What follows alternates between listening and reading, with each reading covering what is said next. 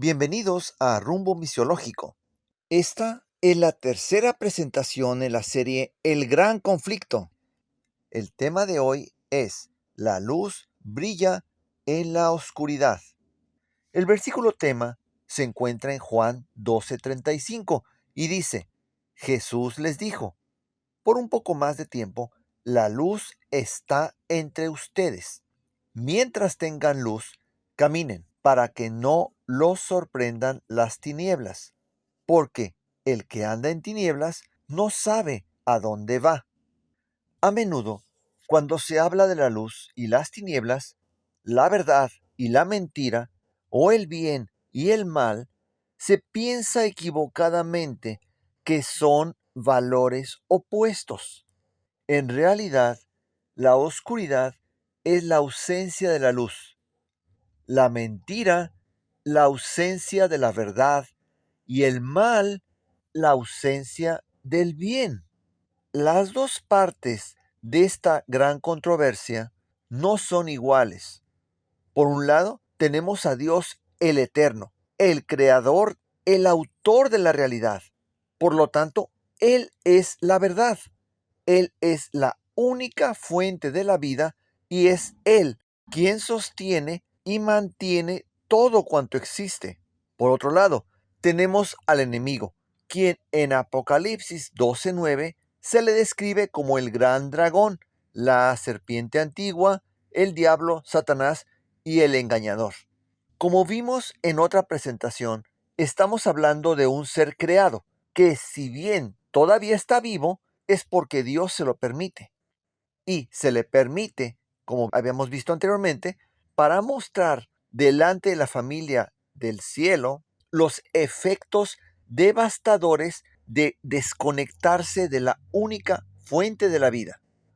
Dicho de otra manera, tanto el diablo, la separación de Dios, el mal y la muerte son aberraciones temporales que, aunque afectan a Dios y al universo, van a ser extinguidas por nuestro Dios Todopoderoso, todo amor y totalmente rectitud.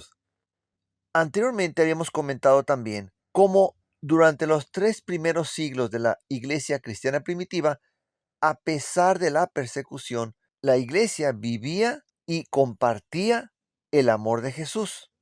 Sin embargo, ya para los siglos cuarto y quinto, Satanás cambió la estrategia y las multitudes que se unieron a la iglesia no llegaron a recibir la instrucción adecuada en lo que respecta a las verdades bíblicas.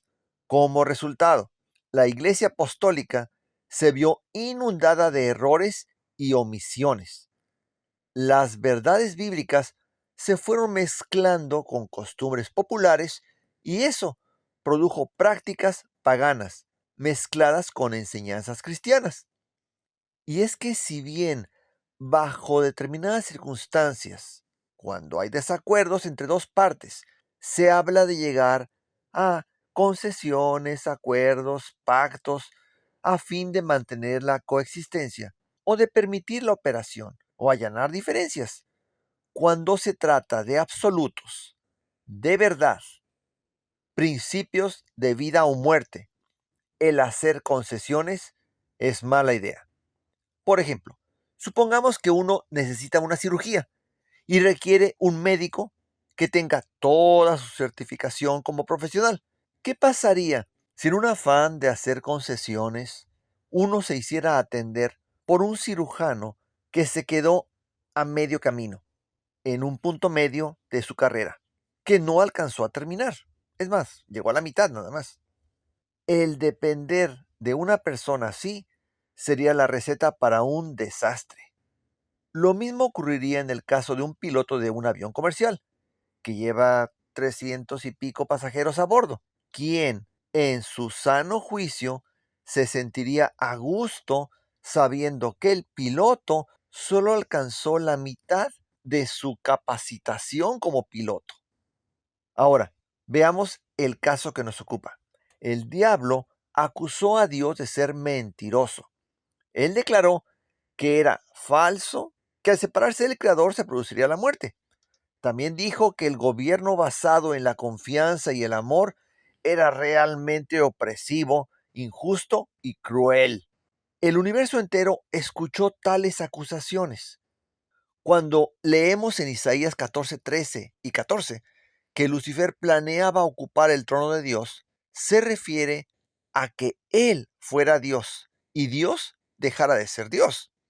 Dios, por su parte, ha demostrado ser extremadamente paciente y humilde, al grado de permitir que sus mismas criaturas le maltrataran y asesinaran cuando vino a nuestro planeta como un ser humano.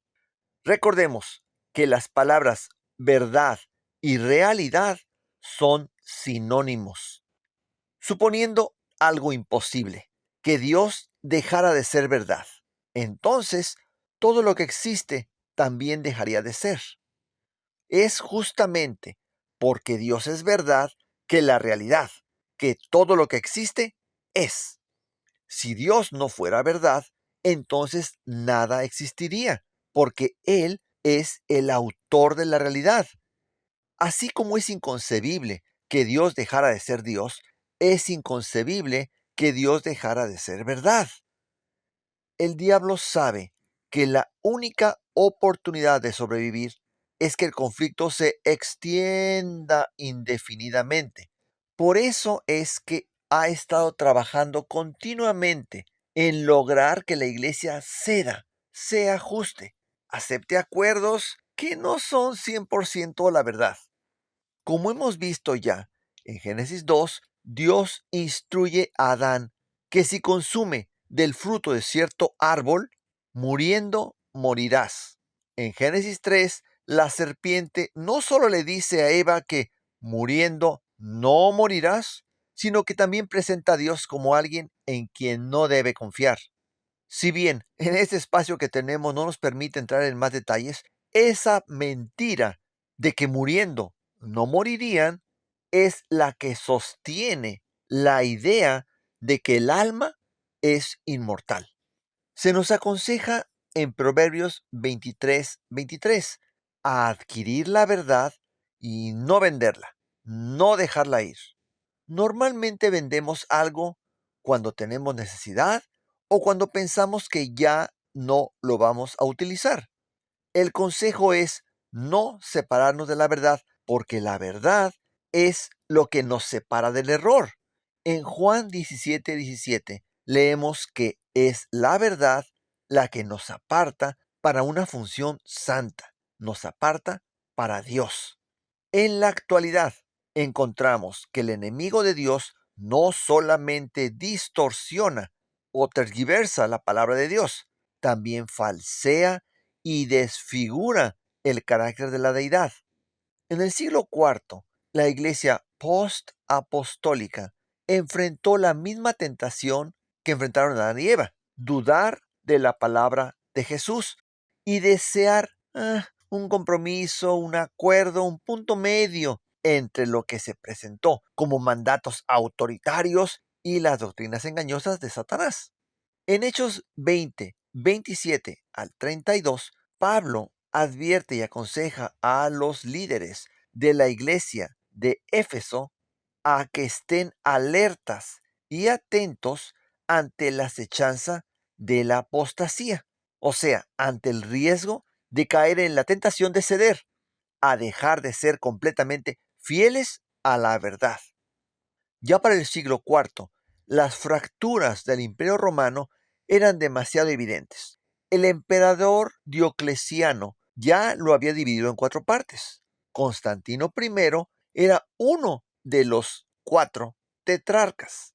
Ya cuando Diocleciano murió, este Constantino logró tomar el control del imperio. Y cuando él murió, sus soldados designaron a su hijo, Constantino II, como el nuevo emperador. Respecto a Helena, la madre de Constantino, y su conversión al cristianismo, existen varias versiones. El hecho es que una vez que su hijo Constantino II manifestó su adherencia al cristianismo, la iglesia cristiana dejó de ser perseguida para ahora formar parte de la clase gobernante. Lo que no se logró por medio de la persecución se consiguió ante la nueva prosperidad.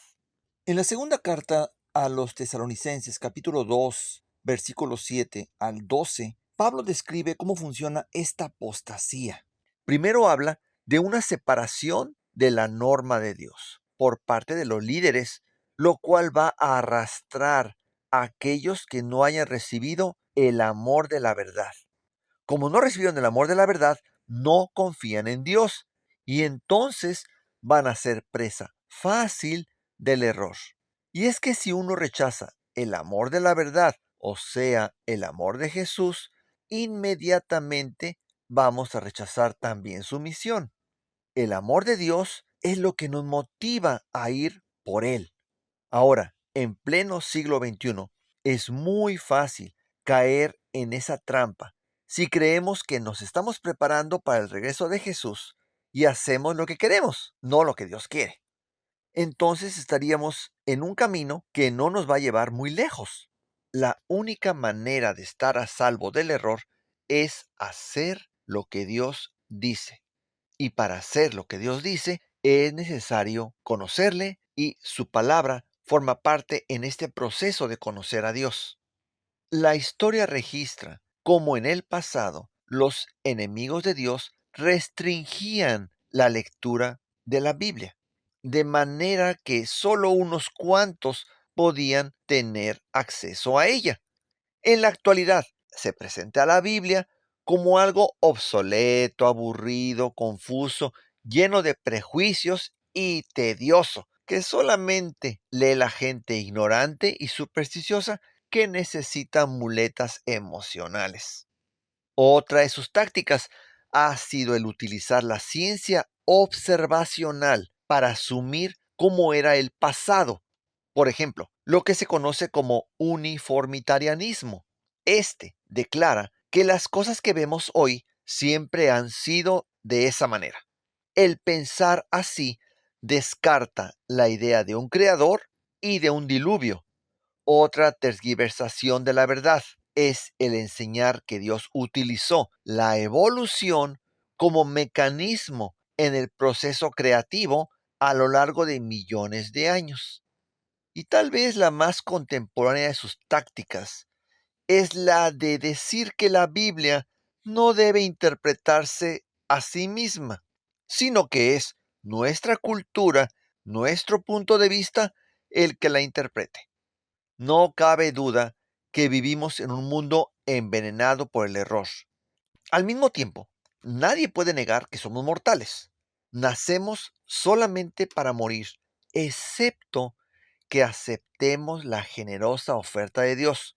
Solo si aceptamos la luz que nos ofrece su palabra, nos guiará a fin de que podamos salir de este laberinto a la vida eterna que Dios planeó para nosotros desde antes de la fundación del mundo. En otras palabras, si estamos predestinados para algo, en lo que a Dios respecta, estamos predestinados para la vida eterna, pero la elección final es nuestra. Dios no nos obliga. Si alguien elige, una vez que conoce la palabra de Dios, no prestarle más atención, entonces ya no va a captar la voz del Espíritu Santo. Si alguien no desea caminar con Dios, Él le concede ese deseo y le permite que se separe de Él. Entonces el diablo ciega sus mentes y este proceso es lo que leemos en segunda carta a los Corintios, capítulo 4, versículos 3 al 6. La luz es esencial para el crecimiento, tanto espiritual como físico. Simplemente recordemos qué fue lo primero que Dios creó, la luz. Y es que el concepto de luz también refleja la idea de verdad. Cuando recibimos el amor de la verdad en nuestras vidas, recibimos la luz de Dios. Entonces su amor nos motiva, nos mueve y disfrutamos de sus bendiciones. Ya no nos avergonzamos de Él. Pero si optamos por apagar el deseo de compartirle con otros, no solamente vamos a dejar de recibirle, sino que también estaríamos siguiendo el patrón de Satanás. Esto se explica con más detalle en la primera presentación de esta serie. Así que si algo hemos de dejar claro aquí es que debemos estar alertas a fin de evitar todo aquello que oscurezca la luz de Dios en nuestras vidas. Es cierto que hay error a nuestro alrededor, pero lejos de erguirnos como jueces, tomemos el ejemplo de Jesús y con amor guiemos a otros a la verdad. Compartamos la bendición de Dios, ya que no es solamente para nosotros, sino para todo el mundo. A menos que procesemos esa gran verdad nosotros, estaremos en riesgo de caer en las tinieblas también. Seguir en la luz es mantenernos junto a aquel que es la luz.